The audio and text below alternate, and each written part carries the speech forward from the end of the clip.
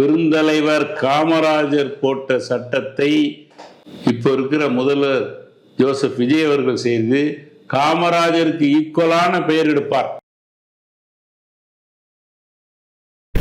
இந்த 3 பேரும் வரமாட்டாங்க. நம்ம கர்நாடகா அமைச்சரும் வரமாட்டாரு, தமிழ்நாடு முதலமைச்சரும் வரமாட்டாரு. ஏன்னா எல்லாருக்கும் ஓட்டு, என் ஓட்டு போயிடும். இந்த ஈகோனால இந்த நாட்டையே குட்டிச்சவராக்கிட்டாங்க இந்த திராவிட கட்சிகள்.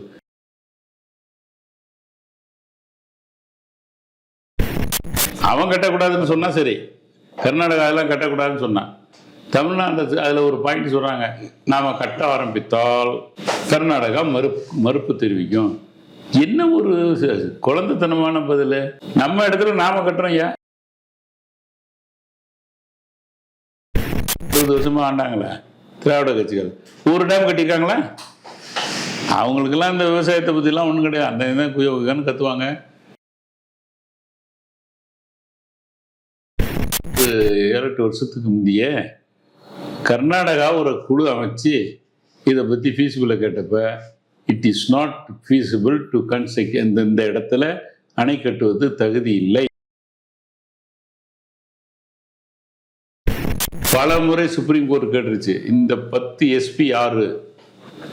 ஹைகோர்ட்லையும் கேட்டாங்க. அந்த நேம் ஆஃப் த 10 எஸ்பியை சொல்லு, யார் யாருன்னு கேட்டாங்க ஹைகோர்ட்ல. சுப்ரீம் கோர்ட்லையும் கேட்டாங்க. இன்னி வரைக்கும் பேர் சொல்லல. இவங்க இந்த சொல்லுவாங்கல்ல, கூரை ஏலி கோழி பிடிக்க தெரியாதவன் வானை மாரி வைகுண்டத்துக்கு போறானாம். இங்க இருக்கிற சிலையை உன்னால எடுத்துட்டு வர யோகியதை இல்லை. இந்த ஐடல் விங்காது சும்மா அந்த உருப்படாத ஆஃபீஸர், வேலை இல்லாதவங்க, நமக்கு பிடிக்காதவங்க, இவங்களெல்லாம் இங்கே போட்டு இவங்க வர வேண்டியது, உட்கார வேண்டியது, ஐஜி, டிஜிபி, இன்ஸ்பெக்டர் இந்த கூத்து அடிச்சிட்டு இருக்கிறாங்க. இவங்களால ஒரு சிலையை கொண்டு வர முடிஞ்சுதா? இன்னைக்கு ஒரு பட்டயம் வந்தது நெதர்லேருந்து. இவங்களை கொண்டாந்தாங்க. வேற ஒரு வக்கீல் ஜெயநாதனா யாரோ அவர் போட்ட வழக்கு. பழைய ஐஜி பொன்மாணிக்கவேல் இருந்தார், அவர் உள்ள புந்தார். அவர் ஒரு பெட்டிஷன் போட்டார், இம்ப்ளீட் பெட்டிஷன். என்னன்னா, நான் சொல்ற சிலைகள் ஜுஜிபி, அவர் என்னமோ 300-400 சிலைக்கு எவிடன்ஸ் வச்சிருக்காரு.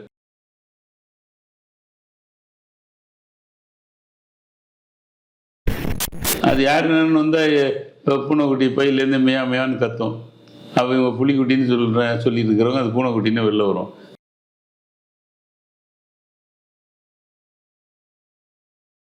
சொந்தங்களுக்கு வணக்கம். இன்னைக்கு நேர்காணல நம்மளோட எதிர்ப்பவர் சென்னை உயர்நீதிமன்றத்தின் மூத்த வழக்கறிஞர் திரு யானை ராஜேந்திரன் அவர்கள். வணக்கம். வணக்கம். வணக்கம் அனைவருக்கும் வணக்கம், வாழ்த்துக்கள். நல்லதே நடக்கும். இப்போ பெரிய ஒரு சர்ச்சை போயிட்டு இருக்குது. என்னன்னா, மேகதாது அணை விவகாரம்.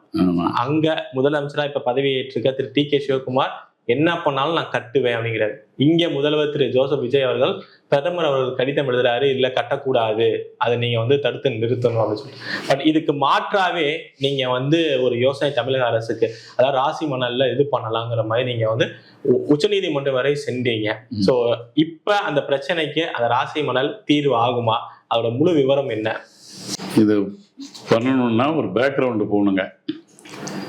மேகதத்துல ஒரு அணை கட்டுறதுக்கு அது மலையினுடைய அடிவாரத்தில் இருக்கு. கிட்டத்தட்ட 3.5 கிலோமீட்டருக்கு டேம் கட்டணும். இது ஒரு முடியாத காரியம். ஏன்னா நீங்க அவ்வளவு தூரம் டேம் கட்டுறதுங்கிறது முடியாது. அடுத்தது, அங்க டேம் கட்டினால் அந்த ஊரில் உள்ள பல மலைவாசிகள் கிராமம் பாதிக்கப்படும், பறவைகள் சரணாலயம் பாதிக்கப்படும், அந்த பிஆர் டைகர் ரிசர்வுக்கு அது பாதிக்கப்படும், ஏராளமான பறவைகள் சரணாலயம் பாதிக்கப்படும், பூச்சிகள்லாம் பாதிக்கப்படும்.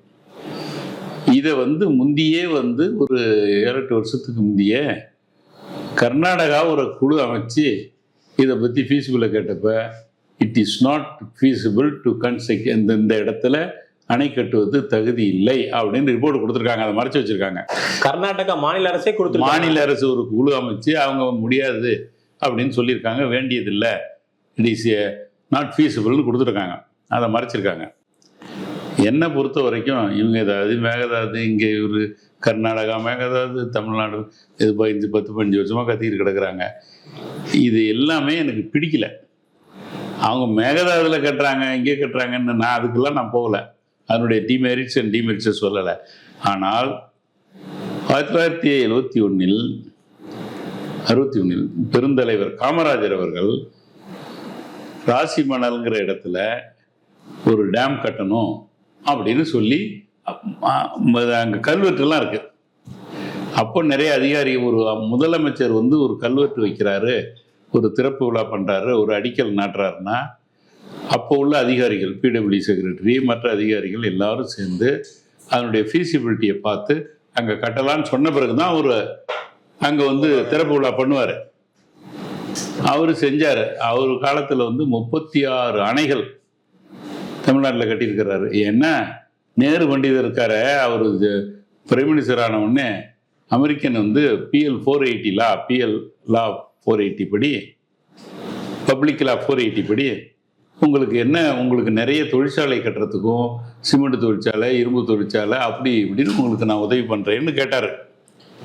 நேரு என்ன சொன்னார்? ஜவஹர்லால் நேரு, எனக்கு அதெல்லாம் வேண்டாம், என் நாடு விவசாய நாடு, விவசாயம் முயற்சி பண்ணணும், நிறைய டேம் கட்டணும், நிறைய அணை கட்டணும், நிறைய அது வாய்க்கால் ஓட்டணும், அதுதான் கேட்டார். அன்னைக்கு அவர் அந்த பக்ரானங்கள் மாதிரி பல அணைகள் கட்டலைன்னா இன்னைக்கு வட இந்தியாவில் நிச்சயமாக ஒரு பாதிப்பு இருக்கும், இவ்வளவு செழிப்பாக இருக்காது. அதே எண்ணம் கொண்ட பெருந்தலைவர் காமராஜர் அவர்கள் தமிழ்நாட்டில் 36 டேம் கட்டியிருக்காரு. இந்த 2 வருஷமா 70 வருஷமா ஆண்டாங்களே திராவிட கட்சிகள், ஒரு டேம் கட்டியிருக்காங்களா? அவங்களுக்கெல்லாம் இந்த விவசாயத்தை பற்றிலாம் ஒன்றும் கிடையாது. அந்த இதான் குயோகன்னு கத்துவாங்க, நீ ஏன் நானாம்பாங்க, சரியா போச்சு. ஏன் இந்த ராசிமணல் டேமை அதுக்கப்புறம் கட்ட அவங்க முயற்சி பண்ணலைன்னா, ஆனா இதுக்கு அடிக்கல் நாட்டினதே பெருந்தலைவர் காமராஜர். இதோ இருக்கு, இதோ அடிக்கல் நாட்டின இடமும் இந்த இடத்துல நான் உட்கார்ந்துருக்கேன். ராசிமணல்ங்கிற இடத்துல கீழே இருக்கு.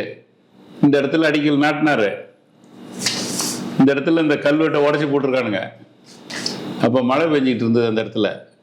நான் போய் அதை பார்த்தேன், பார்த்து ஃபோட்டோ எடுத்துகிட்டு வந்திருக்கேன். அந்த பார்த்தீங்கன்னா 2 மலை இருக்கும். இந்த 2 மலையும் கிட்டத்தட்ட ஒரு 300-400 மீட்டர் தான். டேம் கட்டுறதுன்னா ஒரு 300-400 மீட்டர் கட்டினா போகிறோம். அவன் மலையடி ஆழ கட்டுறான், அதுக்கு 3 கிலோமீட்டர் வேணும். இது குறைச்ச செலவில் கட்டுறான். அவன் எதுக்காக பெங்களூரில் கட்டுறாங்க மேகதாதுன்னா, 4.76 TMC பெங்களூர் தண்ணிக்கு கிடைக்கும், பெங்களூர் மக்களுக்கு குடிநீர் கிடைக்கும். ராசிமணல் கேட்டால் நீ 10 TMC எடுத்துக்கலாமே, அவங்களுக்கும் அது பயனு, அவங்களுக்கே கிடைக்கும். ஒரு பைப்பு போடணும் ஒரு 10 கிலோமீட்டருக்கு. இப்போ வீராணத்துலேருந்து வரலையா, அது மாதிரி 10 கிலோமீட்டருக்கு ஒரு பைப்பை போட்டுட்டா அவங்க பெங்களூருக்கு அதே மாதிரி உங்களுக்கு 10 TMC தண்ணி எடுத்துக்கலாம். அப்புறம் 4.56 கிலோவாட்டு நாங்கள் இது கரண்ட் உற்பத்தி பண்ணுவோங்கிறான். ராசிமணல் கட்டினா 5.70க்கு மேலே கரண்ட் கிடைக்கும், அதையும் எடுத்துக்க. ராசிமணலில் அது இன்னொன்று, மேகதாது டு ராசிமணலில் நம்ம காவேரி தண்ணி வருது, பிலிகுண்டில் காவேரி தண்ணி இத்தனை அடி வருது, இத்தனை கிழமை, அதெல்லாம் சொல்ல, அதெல்லாம் முழுமை அடையலை. அது காவேரி நீர் மாத்திரம் இல்லை, அங்கேருந்து காவேரி நீர் இங்கே வருது பிலிகுண்டுக்கு. ஆனால் இந்த மேகதாதுங்கிற இடத்துக்கும், அதாவது கர்நாடகா எல்லைக்கும், எல்லையிலிருந்து நம்ம எல்லையில் ராசிமணலுக்குள்ள 2 ஆறு ஓடுது. காட்டாறு, டெலிண்டா அப்படின்னு 2 ஆறு இருக்கு. அந்த ஆத்துல இருந்து குறைச்சலா 30-40% வாட்டர் நம்ம தமிழ்நாட்டுக்கு வருது. காவேரியிலேருந்து 100 அடி கனஅடி தண்ணி வருதுன்னா அதில் 30-40 கனஅடி இந்த ஆற்றுலேருந்து வருது. இவங்களுக்கு வந்து நம்ம அதிகாரிகளுக்கும் ஏதாவது யோஜனை இருக்கா என்னன்னு தெரியல.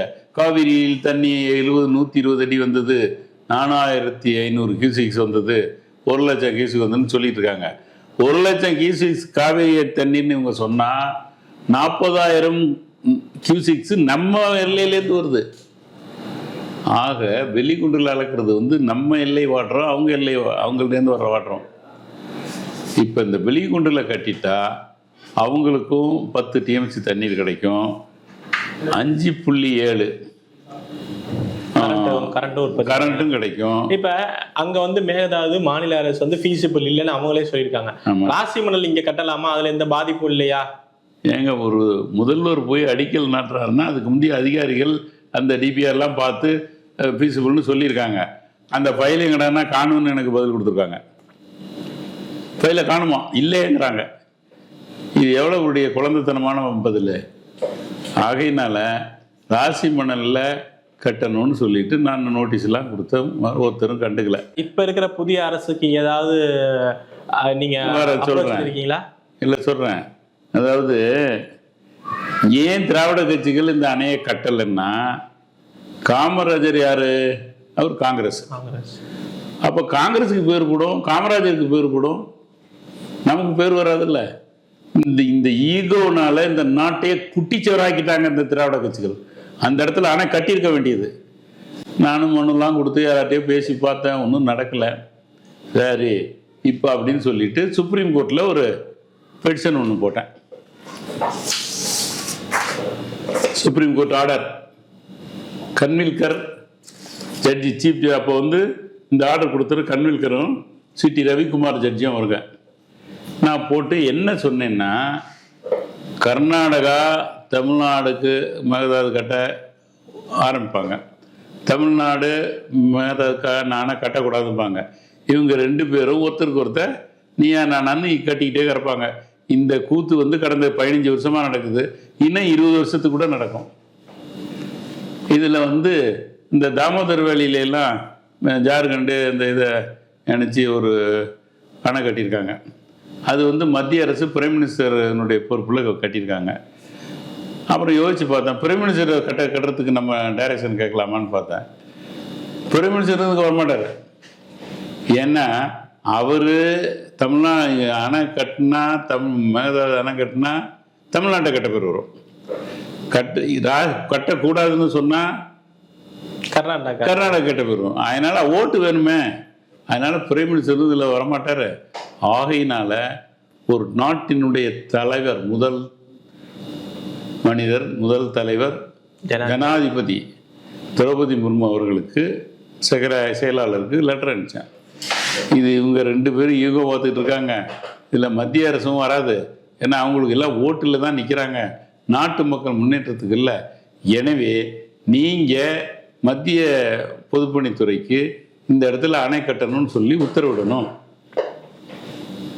அப்படி அது அவங்கெல்லாம் ஆராய்ச்சி பண்ணி சரியாக செய்யட்டும், அதை பற்றி ஒன்றும் இல்லை அப்படின்னு ஒரு பெட்டிஷனை போட்டு, அந்த வழக்கு பெட்டிஷனுடைய நம்பர் ரிட் பெட்டிஷன் சிவில் 1164/2021. இது நான் அப்பயே போட்டுட்டேன். அந்த இடத்துக்கெல்லாம் போனேங்க, நடந்து போனேன். அது அது வேற, அது ரொம்ப கஷ்டப்பட்டு போனோம் கூட. அந்த இடத்துக்கே போய் காமராஜர் இந்த இடத்துல உட்கார்ந்துருந்து அதை பார்த்து அந்த இடத்துல காமராஜரே பேசுகிற மாதிரி எனக்கு இருந்தது. ஏன்னா இவங்க ஈகோனால இதை கன்சிடர் பண்ணல. இப்போ கூட மேகதாது நம்ம இடம் ராசி மணல், நாம் கட்டுறது அவன் எப்படி தடுக்க முடியும்? அங்கே போய் கட்டினா தப்பு. எனக்கு வர்ற தண்ணியை நான் தேக்கி வச்சுக்கிறேன், கட்ட வேண்டி தானே. அதுக்கு யாரும் ஸ்டெப் எடுக்கலை. இது நான் சுப்ரீம் கோர்ட்டில் நீங்கள் அவங்க 2 பேருக்கும் மனு கொடுங்க, அவங்க என்ன அவங்களுடைய பதில் பாருங்கள் அப்படின்னு சொன்னால் அவங்க கன்சிடர் பண்ணுவாங்க அப்படின்னு சொல்லி உத்தரவு போட்டாங்க. 2 பேருக்கும் மனு கொடுத்தேன். 2 பேரும் கட்டக்கூடாது ராசி மணல்னு மறுப்பு. எதுக்கு? தமிழ்நாடு அரசு மறுப்பு தெரிவிச்சிருக்கு அங்கே கட்ட முடியாதுன்னு. அவன் கட்டக்கூடாதுன்னு சொன்னால் சரி, கர்நாடகா அதெல்லாம் கட்டக்கூடாதுன்னு சொன்னான். தமிழ்நாடு அதில் ஒரு பாயிண்ட் சொல்கிறாங்க, நாம் கட்ட ஆரம்பித்தால் கர்நாடகா மறுப்பு தெரிவிக்கும். என்ன ஒரு குழந்தைத்தனமான பதில். நம்ம இடத்துல நாம் கட்டுறோம், ஏன் அதை கட்டக்கூடாதுன்னு? அவன்கிட்ட தண்ணி ஏதாவது இது பண்ணுறோன்னா சரி, வருஷத்துக்கு பல 100 டிஎம்சி, நம்ம மேட்டூர் அணையில் 90 டிஎம்சி தான் தேக்கி வைக்கலாம். அங்கே இவங்க 100 டிஎம்சி 120 டிஎம்சின்னு சொல்கிற 100 அடி அதெல்லாம் முடியாது. சேரே 30 அடி இருக்குது, அதுக்கு மேலே தான் தண்ணி. இந்த 90 டிஎம்சியை தேக்கி வச்சுக்கலாம். பட் ராசி மணலில் கேட்டால் மேற்கொண்டு ஒரு 150-200 டிஎம்சி சேர்க்கலாம். அப்போ 90 டிஎம்சி குறைஞ்சா நம்ம திறந்து விட்டுக்கலாம். நாங்கள் வெளியில் போகிறதானே சேர்க்குறோம். இப்போ மேகதாது எனக்கு இந்த மேகதாதை பற்றி நான் கண்டுக்கவே இல்லை. நீ கட்டினா கட்டு, கட்டாட்டி போ. நான் அதுக்கு போகலை. அவங்களாம் கட்ட முடியாதுங்க. 3.5 கிலோமீட்டருக்கு டேம் கட்டுறான்னா அது சாதாரண விஷயமா? இங்கே என்ன மலை இருக்குது 2 பக்கமும், அங்கே மலையே கிடையாது. அவ்வளோதையும் தடுத்தாகணும், அவ்வளோ இடத்துக்கு கட்டணும். அது புட்டுக்கிட்டு போயிடும். அவன் கட்டுறதுக்குள்ளே 4 தினம் உடஞ்சி போயிடும். அது இன்னும் 20 வருஷம் ஆனாலும் அவன் கட்டலான்னு பர்மிஷன் கொடுத்தாலும் கட்ட முடியாது. ஆனால் ராசி மணலில் 2 பக்கம் மலை இருக்குங்க.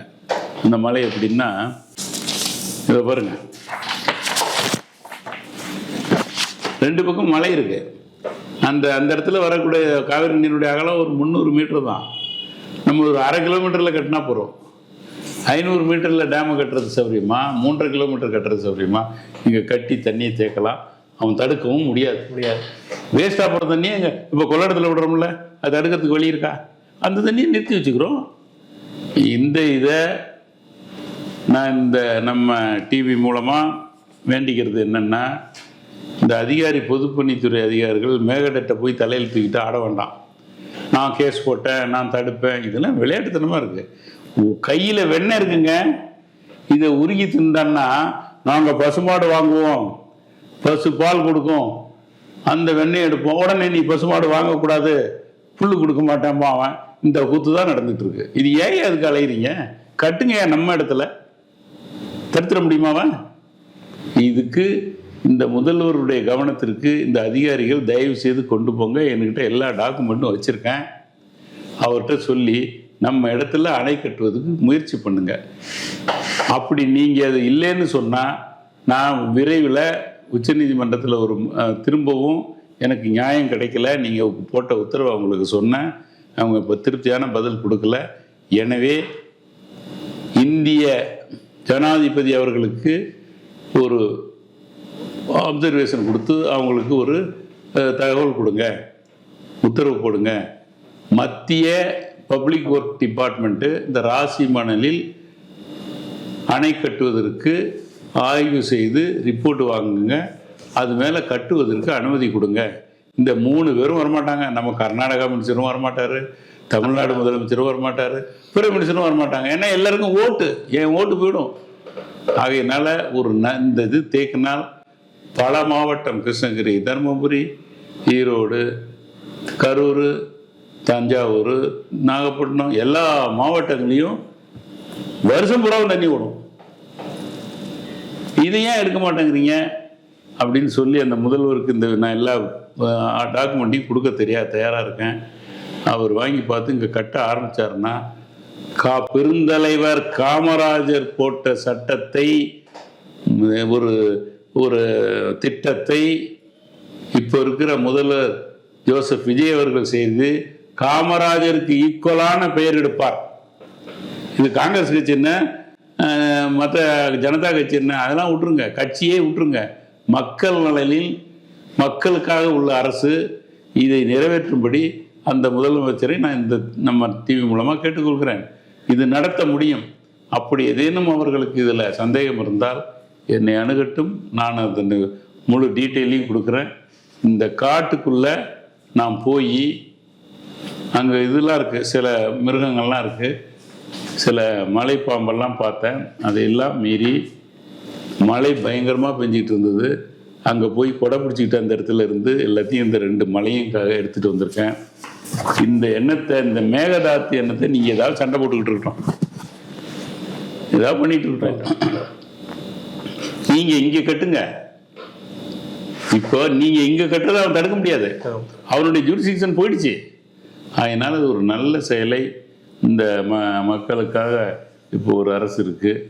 இந்த அரசு செயல்படுத்தினா இந்த 2 ஆட்சியும் கடந்த 52 வருஷமாக அரசும் இதை கண்டுக்கவே இல்லை. ஏன்? காமராஜருக்கு பேர் வந்துடும், காங்கிரஸுக்கு பேர் வந்துடும். இது என்ன, அது மக்களுக்கு செய்கிறதுக்கு காமராஜர்னே விஜய் கட்டுட்டுமே, இவருக்கு அந்த பேர் வரட்டுமே. மக்களுக்கு நலன் செய்கிறதுக்கு தானே இருக்கீங்க, மக்கள் ஆட்சி தானே. ஆகையினால அந்த மூலமாக நான் கேட்டுக்கிறேன், அவர் யாராவது நம்ம டிவி மூலமோ அல்லது பார்க்க அதிகாரிகளோ அவருக்கு எடுத்து சொல்லி இதுக்கு முயற்சி பண்ணுங்கன்னு சொல்லணும்னு கேட்டுக்கிறேன். அடுத்தது இன்னொரு வழக்கு, இது போன அரசுக்கு மேலே போட்ட அந்த சிலை கடத்தல் வழக்கில் ஆதாரங்கள் 41 CD காணும்னு நீங்கள் போட்ட வழக்கில் தமிழக அரசு சொல்லியிருந்தாங்க. அந்த வழக்கு இப்போ சுப்ரீம் கோர்ட்டில் வர இருக்கு. ஆமாம், அதற்கு இப்போ தமிழக அரசு என்ன மாதிரி பதில் சொல்ல போகிறாங்க? ஏன்னா அறநிலையத்துறை அமைச்சர் நீங்கள் பார்த்துருப்பீங்க, ஆய்வு அதிரடியாக களத்தில் இறங்கி பல விஷயங்களை செய்கிறாரு. ஸோ அந்த வழக்கை பற்றி, இந்த வழக்கை பற்றி தான் பேசுவேன். அமைச்சர் செய்கிறாரு அதெல்லாம் என்ன கேட்காதீங்க. ஏன்னா அது தப்பாக போயிடும். சுப்ரீம் கோர்ட்டில் பெண்டிங்காக இருக்குது. வழக்கை பொறுத்த வரைக்கும் சொல்கிறேன், 41 கோவிலில் சிலையெல்லாம் திருட்டு போயிடுச்சு. ஒரு சிலை இருக்கும், 2 சிலை இருக்கும், 10 சிலை திருட்டு போயிடுச்சு. அது சம்பந்தமாக 41 எஃப்ஐஆர் போட்டிருக்காங்க. 34 போலீஸ் ஸ்டேஷனில் ஏதோ விசாரித்தாங்க, சில பேர் பிடிச்சாங்க, சிலையை மீட்டாங்க, போனாங்கன்னு என்னமோ எல்லாம் இருக்குது. ஆனால் இந்த 41 கோவில் எஃப்ஐஆரில் உள்ள வழக்குகள் 34 போலீஸ் ஸ்டேஷனில் இருக்குது. ஏன்னா ஒரு போலீஸ் ஸ்டேஷனில் 2 எஃப்ஐஆர் இருக்கும், 2 கோயில் அந்த ஜூரிஸ்டிக்ஷனாக இருக்கும். அவர்கள் அந்த சிலைகளை கைது பண்ணியிருக்கிறாங்க, ரெக்கவர் பண்ணியிருக்கிறாங்க, எல்லாம் பண்ணியிருக்காங்க. ஆனால் ஒரே வாரத்தில் இந்த 34 போலீஸ் ஸ்டேஷனில் இருந்த இது வழக்கு கோப்பாகிய கேஸ் டைரி மிஸ்ஸிங்னு சொல்லிட்டாங்க. அது எங்கடா மிஸ்ஸிங்? எப்படா போலீஸ் ஸ்டேஷனில் ஒரு இது இருக்குன்னா கேஸ் டைரின்னா அது property of the police station. Like revolver, துப்பாக்கி, பணம், அது மாதிரி ஒரு போலீஸ் ஸ்டேஷனில் இருக்கிறது ஒரு ப்ராப்பர்ட்டி ஆஃப் தி போலீஸ். ஒரு புல்லட்டு காணா போனால் எஃப்ஐஆர் போட்டு என்னென்ன பாடுபடுத்துறீங்க. இப்போ ஃபைலே இப்போ ஒரு கேஸ் டைரியே காணும்னா அது போலீஸ் ஸ்டேஷனில் இருக்கிறது எப்படி காணாம போச்சு? யாரோ கொள்ளையடிச்சிருக்கிறாங்க. It is not theft, it is robbery inside the police station. அது மேலே ஒரு எஃப்ஐஆர் போடல. இதை தான் கோர்ட்டில் சொன்னோடனே அவங்களும் இது தற்போது உச்சநீதிமன்ற நீதியரசர்கள் நாகரத்னா அண்டு மகாதேவன் ஆகிய அடங்கிய அமர்வில் விசாரணை நடந்து வருது. அங்கே எடுத்து சொன்னோடனே இதற்கு முன்பு விசாரித்த ஜஸ்டிஸ் அபய் ஓகா, அது எப்படியா இதுக்கு ஏன் எஃப்ஐஆர் போடல, எப்படி காணா போகும், புது எஃப்ஐஆர் போட்டிங்கன்னு அவர் ஒரு பிடிச்சார். நம்ம அதிகாரியெல்லாம் பெரிய பெரிய கவுண்டராக 20 பக்கம் 30 பக்கம் போட்டாங்க. எல்லாம் குட் ஃபார் நத்திங், யூஸ்லெஸ். அதில் போட்டதுலேயே அவங்க மாட்டிக்கிட்டாங்க. அதெல்லாம் எடுத்து சொன்னேன். அப்புறம் சொன்னேன், இந்த மாதிரி எஃப்ஐஆருங்கிறது ஒரு காப்பி போட மாட்டாங்க, அது ஒரு காப்பி ஒரிஜினல் கோர்ட்டுக்கு போவோம், இன்வெஸ்டிகேஷன் ஆஃபீஸர் ஒன்று வச்சுருப்பார், டிஎஸ்பிக்கு ஒன்று போவோம், டிஸ்ட்ரிக்ட் பியூரோவுக்கு போவோம், அப்புறம் எஸ்பிக்கு போவோம். இது மாதிரி பல நகல் எடுத்து தான் போவோம். இப்போது இதுக்கு ஏன் புது எஃப்ஐஆர் போடணும்? இவர் தான் கேஸ் டைரி காணா போச்சு, எதுச்சா புது எஃப்ஐஆர் போடணும்? நீ போய் கோர்ட்டில் வாங்க, இல்லை டிஎஸ்பி ஆஃபீஸில் எடு, இல்லை கிரைம் பியூரோ இருக்க ரெக்கார்டு அதில் எடு. இவனுங்க எல்லாத்தையும் எடுத்து எரிச்சுட்டானுங்க. எல்லா இடத்துல உள்ள எஃப்ஐஆர் எடுத்து அதான் இப்போ மாட்டிட்டு முடிக்கிறாங்க. ஒன்று காணாம போனதும் சரி. அடுத்தது 34 போலீஸ் ஸ்டேஷனில் இருந்த அவ்வளோ சிடி தைரியம் ஒரே வாரத்தில் எப்படி காணாம போச்சு? ஏதோ ஒரு போலீஸ் ஸ்டேஷனில் காணாம போச்சு, அது கேஸுக்கு எடுத்துகிட்டு போனார் ஏட்டையா, அது வழியில் தூங்கிட்டாரு, எவனா திருடிட்டு போட்டான் அப்படின்னு சொல்லு. 34 ஒரு வாரத்தில் அதில் சில ஃபைலை எரிச்சிருக்காங்க. எவிடன்ஸ் எல்லாம் எடுத்துட்டேன். எரித்து இவங்க கேஸையே பிடிச்சி அவுட் பண்ணிட்டாங்க. பெரிய இஷ்யூ ஆகிடுச்சு. இப்போது இவங்க ஏன் இதை ஒன்றும் இல்லாத பண்ணணும்னு பல முறை சுப்ரீம் கோர்ட் கேட்டுருச்சு. இந்த 10 எஸ்பி யாரு? ஹைகோர்ட்லேயும் கேட்டாங்க, அந்த நேம் ஆஃப் த 10 எஸ்பியை சொல்லு யார் யாருன்னு கேட்டாங்க ஹைகோர்ட்டில். சுப்ரீம் கோர்ட்லையும் கேட்டாங்க, இன்னி வரைக்கும் பேர் சொல்லலை. ஏன்னா அவங்கெல்லாம் இப்போ பெரிய பெரிய பதவியில் இருக்கிறாங்க. இந்த வழக்கு பதிய பண்றப்ப எஸ்பியா இருந்தது யாருன்னு கோர்ட்ல கேட்குறாங்க, பதில் யாருன்னு சொல்ல மாட்டேங்கிறாங்க. அது யாருன்னு பூனைக்குட்டி பையிலேருந்து மேயான்னு கத்தும். அவங்க புலிக்குட்டின்னு சொல்லிட்டு இருக்கிறவங்க அது பூனைக்குட்டின்னு வெளில வரும். சும்மா யூஸ்லெஸ் ஃபெலோ. ஏன் இதை சொல்லலை? அதை கேட்டாங்க இப்போ சுப்ரீம் கோர்ட்டில். எல்லாத்தையும் சொல்லு அப்படின்ட்டு இருக்காங்க. அது யாரை சொல்ல போகிறாங்களோ. இந்த மீன் டைம் நான் போய் ஒரு 41 கேஸு பிடிச்சி சிலைகளில் வருது. அந்த மொத்த சிலைகளினுடைய வேல்யூ எஃப்ஐஆர் படி 3000 கோடிக்கு மேலே. இதை எஸ்பி, அந்த ஐஓ, ஒரு தேர்ட் பார்ட்டி பொலிட்டீஷியன், அப்புறம் அந்த ஹெச்ஆர்என்சி எல்லாம் சேர்ந்து க்ளோஸ் பண்ணிட்டாங்க. கிட்டத்தட்ட அதில் லஞ்சமே 100 கோடி ரூபாய்க்கு மேலே போயிருக்குன்றது என்னுடைய கருத்து. இதை தான் இப்போ ஒரு தனி அதிகாரியை போட்டு இன்வெஸ்டிகேட் பண்ணணும்னு சொன்னேன். இந்த நேரத்தில் பழைய ஐஜி பொன்மாணிக்கவேல் இருந்தார், அவர் உள்ளே புந்தார். அவர் ஒரு பெட்டிஷனை போட்டார், இம்ப்ளீட் பெட்டிஷனை. என்னன்னா, நான் சொல்கிற சிலைகள் ஜுஜிபி, அவர் என்னமோ 300-400 சிலைக்கு எவிடன்ஸ் வச்சுருக்காரு. காணோன்னு 300-400 கோவிலில் காண போனது எத்தனை சிலையோ, ஏன்னா இது மாதிரிலாம் இருக்குன்னு சொல்லிட்டு அவரும் உள்ளே வந்துட்டார். உங்க வழக்குல இப்ப அவர் இம்ப்ளீட் ஆகிட்டார். அவர் இம்ப்ளீட் பெட்டிஷன் போட்டாங்க. நீங்கள் விசாரணையில் வந்தப்போ no objection to implead him அப்படின்னு உடனே இம்ப்ளீட் பண்ணிட்டாங்க. ஸ்டேட்டு வெஹிமெண்ட்டாக அப்போஸ் பண்ணாங்க. ஏன்னா அவர் சும்மாவே இருக்கார், நான் பூனைக்குட்டியை தான் தூக்கிட்டு வந்திருக்கேன், அவர் புலிக்குட்டியை தூக்கிட்டு வந்துடுவார் அப்படின்னு வந்து ஸ்டேட்டில் அப்ஜெக்ட் பண்ணாங்க. Your objection recorded but we implead him. சரியா போச்சு. இதை இப்போ இந்த வழக்கை மத்திய இது இருக்க ஹோம் செக்ரட்டரி டிபார்ட்மெண்ட் உள்துறை செயலாளருக்கும் மத்திய கல்ச்சுரல் செக்ரட்டரி இருக்க 2 பேரையும் டைரக்ட் பண்ணிட்டாங்க. நீங்கள் 2 பேரும் விசாரித்து பதில் கொடுங்கன்ட்டாங்க. இப்போ நம்ம ஐடல் இவங்க என்ன சும்மா நம்ம ஐடல் இவங்கெல்லாம் நினச்சா ஒரே ஒருதுங்க, சிலை திருட்டு சிலை வழக்குகள் கிரேவ் அண்ட் கிரேவஸ்ட் அஃபென்ஸ்னு போலீஸ் ஸ்டாண்டிங் ஆர்டரில் இருக்கு. கிரேவ் அண்ட் கிரேவஸ்ட் அஃபென்ஸ்னா அது ஒரு டிஎஸ்பிக்கு அதுக்கு மேலே உள்ள அதிகாரி தான் விசாரிக்கணும். டிஎஸ்பி விசாரிக்கலாம். டிஎஸ்பி இங்கே சும்மா ஒரு இன்ஸ்பெக்டர் விசாரிச்சுட்டு இருக்காங்க, ஏட்டையா விசாரிக்கிறாரு. இந்த ஐடல் விங்காது சும்மா அந்த உருப்படாத ஆஃபீஸர் வேலை இல்லாதவங்க நமக்கு பிடிக்காதவங்க இவங்களெல்லாம் இங்கே போட்டு இவங்க வர வேண்டியது உட்கார வேண்டியது ஐஜி டிஜிபி இன்ஸ்பெக்டர் இந்த கூத்து அடிச்சிட்டு இருக்கிறாங்க. இவங்களால ஒரு சிலையை கொண்டு வர முடிஞ்சுதா? இன்னைக்கு ஒரு பட்டயம் வந்தது நெதர்லேருந்து, இவங்கள கொண்டாந்தாங்க.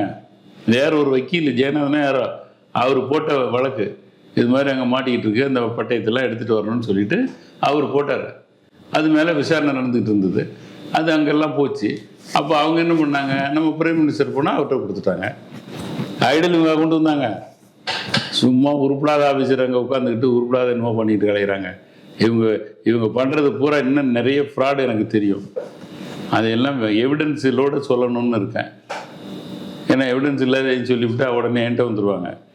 அதனால் இந்த ஐடல் விங்கால ஒன்றும் பண்ண முடியாது. இந்த நாங்கள் போய் குஜராத்தில் போய் ராஜராஜன் சோழனையும் மனைவி உலமாதேவி எடுத்திருந்தோம். உலகமே தெரியும், உலகத்திலேயே பாராட்டினாங்க. அங்கே போனப்போ அங்கே இன்னும் ஒரு 11 சிலைகள் இருக்குது. நம்ம தமிழ்நாடு சிலை இருக்குது. நான் அதை ரெக்கவர் பண்ணுறதுக்கு கேஸ் போட்டேன். அவங்க கவுண்டர் கொடுக்குறாங்க. நான் இதெல்லாம் ஆன்டிக்கு சர்டிஃபிகேட் கொடுத்துருக்கான். நம்ம தமிழ்நாட்டு சிலைக்கு ஆன்டிக்கு சர்டிஃபிகேட் வாங்கியிருக்காங்க குஜராத்தில் இருக்கிறவங்க. அப்போ ஆன்டிக்குன்னு முடிவாயிடுச்சு இல்லை, அவன்கிட்ட இருக்குல்ல, அதை போய் எடுத்துகிட்டு வருது. ஐடலுக்கு போக மாட்டாங்க. ஏன்னா காளிக்கோல் மில் ஓனர் அவ்வளோ பெரிய கோடீஸ்வரன். அங்கே மோதனா எதோ வரும், எல்லாம் பயந்தாங்க. இவங்க இந்த சொல்லுவாங்கல்ல, கூரை ஏலி கோழி பிடிக்க தெரியாதவன் வானை மாரி வைகுண்டத்துக்கு போகிறானாம். இங்கே இருக்கிற சிலையை உன்னால் எடுத்துகிட்டு வர யோக்கியதை இல்லை. நான் பெடிஷன் போட்டேன், அதுக்கு அவங்க பதில் கொடுத்தாங்க அந்த சிலையை எடுத்துகிட்டு வரத்துக்கு. அதில் என்ன பதில் கொடுத்துருக்காங்க தெரியுங்களா? இந்த சிலைகளை அனைத்தையும் அதாவது காளிக்கோமல் சொல்கிறான் மியூசியத்தில் 1940 அப்போதைய அட்வொகேட் ஜெனரல் கோவிந்த சாமிநாதனிடம் வந்து வாங்கினோங்கிறான். அப்போ கோவிந்த சாமன் சிலை வச்சுருக்காரு, திருடி வச்சுருக்காரு, அவர்கிட்ட வாங்கியிருக்கான். இது வேதனை என்ன தெரியுங்களா? கோவிந்த சாமிநாதன் அப்படிங்கிற வழக்கறிஞர் ஹானஸ்ட் அன்பெக்கபிள், அப்படிப்பட்ட ஒரு வழக்கறிஞர். அவர் 1975-76 தான் அட்வொகேட் ஜெனரல் ஆனார். 1940 அவர் பாரட்டா படிச்சுக்கிட்டு இருந்தார் லண்டனில். எவ்வளோ பேத்தல் பாருங்க. 1940 அட்வொகேட் ஜெனரல் அப்போ கோவிந்த சாமிநாதன் சிலை திருடன்னு சொல்கிறாரு. அவங்களுக்கு அவர் அப்போ அங்கே இருந்திருந்தாருன்னா இத்தனை பேரும் ஜெயிலில் போட்டிருப்பார். அதெல்லாம் வச்சுருக்கேன். அதுபோல் இதை போய் எடுத்துகிட்டு வரவங்களுக்கு வக்கு இல்லை. ஏன் இந்த சோழன் ராஜராஜ சோழனையும் சிலையை கொண்டு வரத்துக்கு முன்னாள் முதல்வர் எம்ஜிஆர் முயற்சி பண்ணார மோகன்தாஸ் டிஐஜி மூலமாக. அதுக்கப்புறம் கலைஞர் முயற்சி பண்ணார், கருணாநிதி, தங்கம் தென்னரசு இப்போ இருக்காரு. இவங்கெல்லாம் போனாங்க குஜராத்துக்கு பெரிய படையோட போய் தூக்கிட்டு வந்துடுவேன்னாங்க. அவராலையும் எடுக்க முடியல, இவராலையும் எடுக்க போயான்னு காட்டி விட்டான்.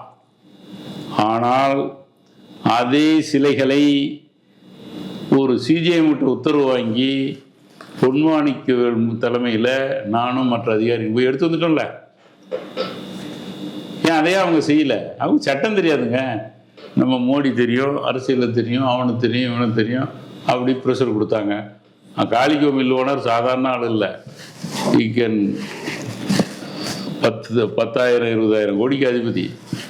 அவர்கிட்ட போய் ஒரு நாள் டச் பண்ண முடியுமா? இப்போ போய் என் சிலை இருக்குன்னு தான் கொடுத்துருங்க, போய் எடுத்துகிட்டு வாயா. போக மாட்டாங்க. இது மாதிரி உருப்படாத டிபார்ட்மெண்ட்டு இந்த ஐடல் விங்க வச்சுக்கிட்டு அங்கே என்னென்னா வாஷிங்டனில் நியூயார்க்கில் ஏலம் போடுறான் நம்ம சிலையை. தமிழ்நாடு சிலை விநாயகர் அது இதுன்னு போடுறான். அது இந்த ஏலத்தை தடுத்து நிறுத்தலான்னு நான் முயற்சி பண்ணேன்.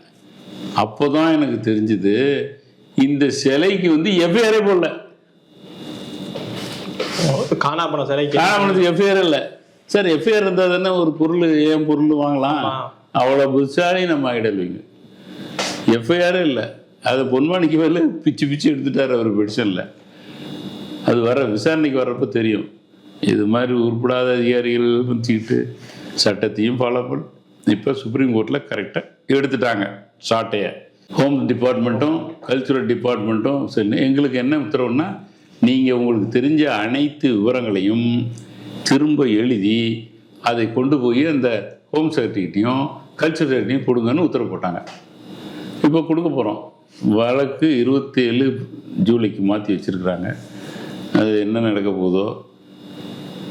நான் என்னுடைய கணக்குப்படி கிட்டத்தட்ட crime detective bureau of Washington சொல்லி யூஎஸ்ஏயில் இருக்குது, அவங்கக்கிட்ட நான் வாங்கியிருக்கேன். ஒரு 3000 சிலைகள், வெங்கல சிலை, ஐம்பொன் சிலை, பித்தளை சிலை, இந்த கிரானைட்டு, தூண், பல நகைகள், இதெல்லாம் நான் எடுத்திருக்கேன். அவங்கள்ட்ட இருக்கு பத்திரமா. அதை எடுத்து வரதுக்கு முயற்சி பண்ணுறோம். நாங்கள் என்ன இந்த இப்போ நம்ம மத்திய உச்ச நீதிமன்றம் உத்தரவு ஒரு தனி அதிகாரியை போட்டு ஒரு டீமாக ஒர்க் பண்ணணும்னு கேட்டிருக்கோம். இப்போ 2 பேரை நியமிச்சிட்டாங்க, 2 டிபார்ட்மெண்ட்டை. அநேகமாக அந்த தீர்ப்பு நல்லா வந்தால் இவ்வளோ சிலைகளையும் நம்ம இடத்துல கொண்டு வரலாம். நம்மளுடைய கோஹினூர் வைரத்தை கூட கொண்டு வரலாம். திருடிக்கிட்டு தானே போயிருக்கான். நம்முடைய அது என்னது சரஸ்வதி சிலை போதி மகாராஜ் தாருங்கிற ஊரில் போட்டிருந்தார். அது இப்போ லண்டன் மியூசியத்தில் இருக்குது. அதையும் எடுத்துகிட்டு வரலாம். அதுக்கெல்லாம் முயற்சி பண்ணணும். இந்த ஐடல் விங்குக்கு ஒன்றும் தெரியாது. வர வேண்டியது, அப்படியே உட்காந்து இட்லி போண்டா சாப்பிட வேண்டியது, உடனே மீட்டிங் போட்டோன்னு சொல்ல வேண்டியது, ஏதோ பண்ணிட்டு அலையிறாங்க. இப்போ அவங்க சரியான தீர்ப்பை கொடுக்கணும். எப்படி உச்சநீதிமன்றம் நல்ல தீர்ப்பு வழங்கும் அப்படின்னு எதிர்பார்க்குறேன். நன்றி, வணக்கம்.